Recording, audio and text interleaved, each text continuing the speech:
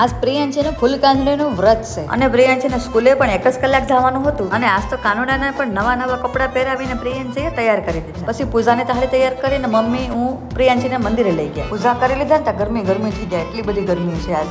અને આવી ગયા પાછા ગાયત્રી મંદિર. જ્યારે હું પણ ફૂલ કાંદડીનું વ્રત રહેતી ને ત્યારે હું મારા નાનીને જ લઈ જતી અને આજે પ્રિયાંશીએ એવું જ કર્યું, નાનીને ફોન કરાવીને ઘરે બોલાવ્યા. અને આમાં આજ તો હોય જ એવું કે કંઈ પણ ખાવું પીવું હોય તો ફૂલ સૂંઘીને જ ખાવાનું હોય. મેડમ ફૂલ કાંદડીનું વ્રત રહ્યા છે એટલે કંઈ કામ તો નહીં કરે, એટલે મેં કીધું ફટાફટ હું કામ કરું. ઘરમાં પોતા કરીને મેં કપડાં ધોયા એટલે મેં તરત જ પ્રિયાંશીને બોલાવી. એને એમ કીધું ખાલી કીધું કપડાં મશીનમાં નાખી દે. કપડાં ડ્રાય છે એટલે ફટાફટ મેં કપડાં પહેલાં તો સૂકવી દીધા. આજે રહીશ ને એટલે મેં કીધું એને કાંઈ કામ જ નથી કરવું, ખાલી મેં એમ કીધું તું ખાલી શાકભાજી મને રેડી કરી દે. હવે એને ફરાળ કરવાનો ટાઈમ થયો એટલે મેં કીધું તારે શું ખાવું, તો બટેટા તો અમે ખાતા જ નથી. પછી મેં એને આ બધું તળીને તૈયાર કરી દીધું. પછી બપોરે થોડીક વાર કે મમ્મી નાનીને ઘરે જાઉં, મેં કીધું હા જાવું હોય તો જાની. મારી દીકરીને કંટાળો અને નિંદર ન આવે ને એટલે હું એને લઈને આવી પાસે નીલકંઠ મહાદેવને મંદિર. થોડીક વાર બેઠા મંદિરે, પછી આવી જાય ઘરે. પ્રિયાંશીનો પપ્પા પણ શ્રાવણ મહિનો રહી એટલે મેં કીધું ફટાફટ ખાવાનું હું બનાવી. બિચારીને ભૂખ તો લાગી પણ અત્યારે પણ જમા હે તો નહીં જ ને, પણ મેં એને હાટું જમવાનું રહેવા દીધું ને 12 વાગ્યા પછી પણ એ ખાઈ તો લે જ. અને પછી સોડા લઈ આવ્યા, આ બધા સોડા પીતા હતા ત્યારે હું તો વોકિંગ કરવા ગઈ હતી. અને ભાઈ ગરમી પણ બહુ જ છે હો. જેમ તેમ કરીને 12 વાગ્યા ને પ્રિયાંશીને પહેલા તો ખાવાનું ખવડાવ્યું. ને આ 12 વાગ્યા લગનનો જે ટાઈમ પાસ છે ને એ કેમ કરો એ ખાલી અમને જ ખબર છે. હાલો તો આપણે મળીએ કાલ.